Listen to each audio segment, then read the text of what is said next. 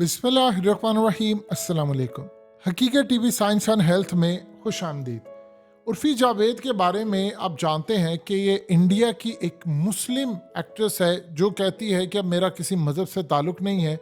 मैं मुस्लिम घरानों में तो पैदा हुई हूँ, लेकिन मेरे बाप के रवैये की वजह से वो मुझे नकाब कराता था और मुझे इतना घुटन वाला माहौल दिया हुआ था कि हम तीनों बहनें घर से भाग गईं। और आज असल में ये जानी जाती हैं अपने गंदे और बेहुदा लिबास की वजह से जो ये पहनती है, और बड़ा अजीबो-गरीब लिबास होता है, हम यहाँ दिखाना नहीं चाहते। लेकिन अब जो सूरत हाल सामने आई है, वो उन्होंने बॉलीवुड का जो चेहरा बेनकाब किया है वो बड़ा अजीबो-गरीब है। उर्फी जावेद ने कहा है, जो पूरी इस वक्त बॉलीवुड के अंदर हेडलाइंस बनी हुई है बड़े बड़े मीडिया आउटलेट्स पे, उन्होंने कहा कि मुझे असल में ऑफर की गई थी एक फिल्म और एक वेब सीरीज। उन्होंने कहा कि मैंने जिस तरह का मर्जी लिबास पहनूं, गंदा पहनूं, अच्छा पहनूं, या जो मर्जी हो, मुझे एक चीज़ हमेशा से बुरी लगती है कि मैं जो ऑन स्क्रीन है मैं उसमें कोई सेक्स सीन करूं या मैं कोई ऐसा सीन करूं जो कि काबिल एतराज़ हो। उन्होंने कहा ये मेरा एक असूल था। अब उन्होंने कहा कि हुआ यूँ कि मुझे जब ऑफ़र की गई वेब सीरीज़ और फिल्म, तो उसमें उन्होंने मुझे कहा कि ठीक है, इसमें कोई सेक्स सीन नहीं होगा। कहते जब मैं वहाँ पर गई तो 1 दिन, 2 दिन, 3 दिन वहाँ पर होता ये रहा कि वो मेरे कपड़े फाड़ते रहे और उन्होंने मुझे कहा कि सेम जेंडर के साथ तुमने एक सीन करना है, यानी हम जिस परस्ती का एक सीन करना है एक लड़की के साथ, और फिर उसके बाद ऑपोजिट जेंडर यानी एक सेक्स सीन करना है। कहती जब मैं वहाँ पर इनकार करती रही तो उन्होंने पकड़कर मेरे कपड़े फाड़ दिए और कहा कि तुम ज़बरदस्ती करो ये सीन। और इस सूरत हाल के अंदर आप जब इनके शिकंजे में एक दफ़ा फंस जाते हैं तो फिर निकलना बड़ा मुश्किल होता है, क्योंकि जिन ताकतों के लिए काम करते हैं उनके लिए तो जाहिर सी बात है फिर ये मसला नहीं रहता। लेकिन आगे बड़ी हैरान कुन बात है, उन्होंने कहा कि मैं पुलिस के पास गई, मैंने उसकी शिकायत दर्ज करवाई। आप जानते हैं कि भारत के अंदर ज़रा मामला, उनकी पुलिस बड़ी बेहतर काम करती है हमारे मुकाबले में। अब उन्होंने कहा कि इसके बाद जब मैं वहाँ पर गई तो मैंने जाकर उसकी कंप्लेन दर्ज करवाई। जब कंप्लेन दर्ज करवाई तो उसको जेल हो गई। अब उसने कहा कि असल कहानी वहाँ से शुरू होती है। अब आप देखिए ज़रा कि बॉलीवुड कितना बड़ा माफिया है और उसके पीछे हाथ कितने कितने बड़े लोगों के हैं, शैतानी ताकतों के भी है, दूसरे भी। उसने कहा मुझे बड़े ऊपर से मुझ पर शदीद दबाव आया कि मैं अपनी इस कंप्लेन को वापस लूँ। उसने कहा मैं बड़ा हैरान थी, मेरा प्लान नहीं था, मुझे इतना ज़्यादा दबाव आया, इतना ज़्यादा ऊपर से दबाव आया।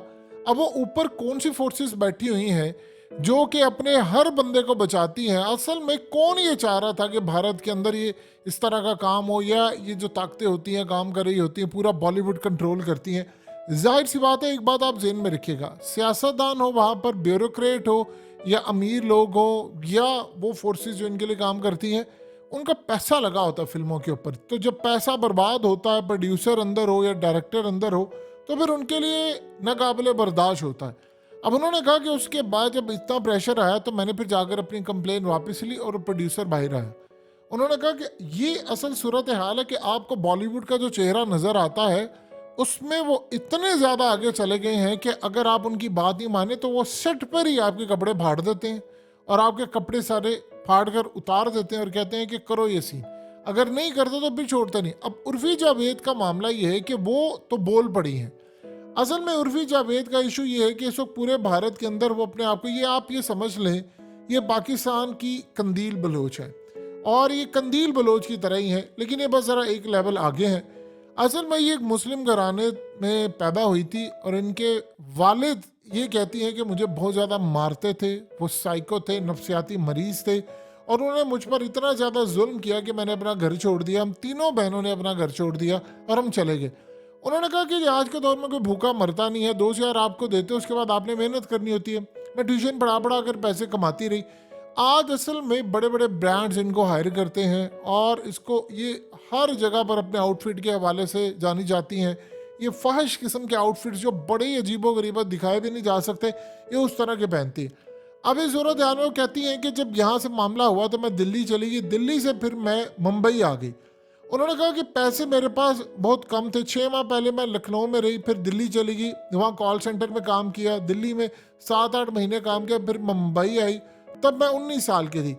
और उसके बाद कहती जब मैं यहाँ पर आई तो फिर उसके बाद मुझे पार्टीज में जाना पड़ा, डेटिंग कर रही थी, मैं शराब का इस्तेमाल करी थी, बड़ी ज़िंदगी गुजारी और मैं बड़ी खुश हुई इस बात से कि मैंने अपनी ज़िंदगी इंजॉय की, क्योंकि मुझे वहाँ पर कठिन माहौल लगता था जो मेरे बाप ने मुझे दिया हुआ था और घर में हमें मार मार के बुरा हाल किया।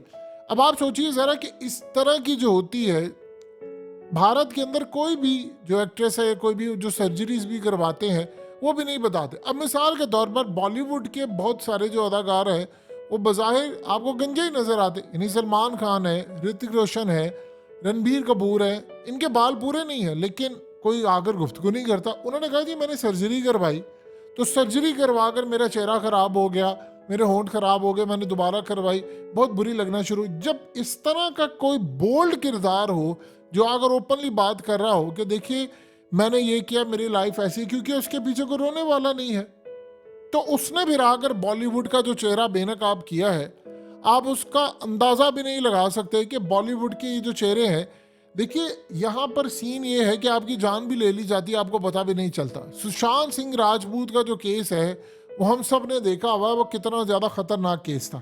यानी आप ये देख लें कि सुशांत सिंह राजपूत का जो केस था उसमें इतनी बड़ी ताकतें इन्वॉल्व थी, इतनी बड़ी ताकतें इन्वॉल्व थी कि पूरा बॉलीवुड हिल गया था। उसमें क्या दीपिका पादुकोण, क्या उसमें रणवीर कपूर, रणवीर सिंह से लेकर सबके ऐसे ऐसे, यानी पूरे बॉलीवुड का नाम आना शुरू हो गया था कि ये नशा करते हैं। करण जौहर का नाम आ रहा था हर किसी का, और वो व्हाट्सएप जब लीक होते थे तो पता ही चला कि कुर्रा तो ऊपर तक जाकर निकलता है। अफगानिस्तान से जितनी मंशियात आती थी वो डायरेक्टली पोर्ट पर आती थी और यहाँ पर आकर बड़ी तादाद के अंदर बिकती थी, जहाज़ों में भी आती थी। तो ये सूरत हाल के अंदर बॉलीवुड का पहले चेहरा बेनकाब हुआ, आपने रास्ते से हटाया, सारे फंस गए थे, टोटली फंस गए। फिर उसके बाद शाहरुख को तबाह करने के लिए जो वो पठान फिल्म हो रही थी, तो उस वक्त उसके बेटे को फ्रेम करने के लिए, असल में तो फ्रेम शाहरुख को करना था लेकिन उसके बेटे को फ्रेम करने के लिए जिस तरह का जाल बुना, तो बॉलीवुड के अंदर बहुत सारे लोग थे जो चाह रहे थे मोदी सरकार के साथ मिलकर हम इसको करें। फिर नवाब मलिक ने जिस तरह उनके बेटे को बचाया और समीर वाकड़े जो जिस तरह वो बेनकाब हुए, वो तो एक कमाल थी। बाद में पता चला 25 करोड़ इंडियन रुपीस, यानी पाकिस्तानी आप ये समझ लें तकरीबन 125 अरब के करीब उन्होंने मांगा, या 100 अरब के करीब आप लगा ले, उन्होंने मांगा शाहरुख से, और बहुत सारी चीज़ें भी मांगी। तो तकरीबन 100 करोड़ के करीब उन्होंने चीज़ें मांगी कि आप ये मुझे दे दे तो मैं आपके बेटे को निकाल दूंगा। असल में मोदी ने तो एक काम जो करना था वो कर लिया, उन्होंने तो फ्रेम कर दिया था शाहरुख को, जो उन्होंने करना था वो कर लिया, लेकिन बाद की सूरत हाल बड़ी खतरनाक थी। अब इसी तरह उर्फी जावेद जो बज़ाहिर ये जानी जाती, उन्होंने आकर बताया है कि बॉलीवुड के अंदर ये जो ख़ास तौर पर इस तरह का काम है जिसमें आपको पता चलता है डार्क वेब हो या कोई ऐसा मामला हो, ये इंडिया में भी इतना ज़्यादा, जितना पाकिस्तान में होता है उतना ही इंडिया में होता है और बड़े चुपके से हो रहा है। और कई तो ऐसे हैं बी ग्रेड, यानी शिल्पा शेट्टी के जो हस्बैंड है वो फहिश फिल्म बनाते रहे हैं और वो जेल गए। इसी तरह भारत के अंदर जो बॉलीवुड का आपको चेहरा नज़र आता है, बज़ाहिर के फ्रंट पर ये चीज़ है, वो इससे कई गुना ज़्यादा भयानक चेहरा पीछे आपको बैकग्राउंड के अंदर नज़र आता है। और उसका असर इतना ज़्यादा है कि आप ये देखिए कि बॉलीवुड की फिल्में आने के बाद ख़ास तौर पर इंडिया के अंदर जो गन का कल्चर है वो बहुत ज़्यादा प्रमोट हुआ, बहुत ज़्यादा। यानी एक सिंपल सी एक बात देख लें कि खलनायक एक करैक्टर था और उसमें फिल्म के अंदर किरदार निभाते हैं संजय दत्त, और इस फिल्म के अंदर वो करैक्टर की वजह से भारत के अंदर दहशत गर्दी कितनी बड़ी, भारत के अंदर मार कुटाई, बदमाशी और डॉन जो माफिया वहाँ पर है उनका कल्चर कितना बड़ा, क्योंकि उन्होंने इसको हीरो के तौर पर अडॉप्ट किया। और इसी तरह खास तौर पर संजय दत्त के बारे में समझ लें कि उनको उन्होंने डॉन के तौर पर अडॉप्ट किया, मीडिया ने दिखाया, और आज भारत के अंदर हर छोटी बड़ी जगह के ऊपर एक भाई है, मुस्लिम है, इंडियंस है, वो सारे मिलकर चलते हैं। तो बॉलीवुड का जो कल्चर है, जिस हिसाब से चीज़ें दुनिया को नज़र आती है, असल में उससे कई गुना ज़्यादा ये चीज़ें भयानक होती हैं, और इसी को बेनकाब किया है उर्फी जावेद ने। हकीकत टीवी साइंस एंड हेल्थ की इस वीडियो के नीचे कमेंट ज़रूर कीजिए, अपनी राय का इजहार ज़रूर करें, और इस वीडियो को हर जगह शेयर करते हुए चैनल को सब्सक्राइब ज़रूर करें।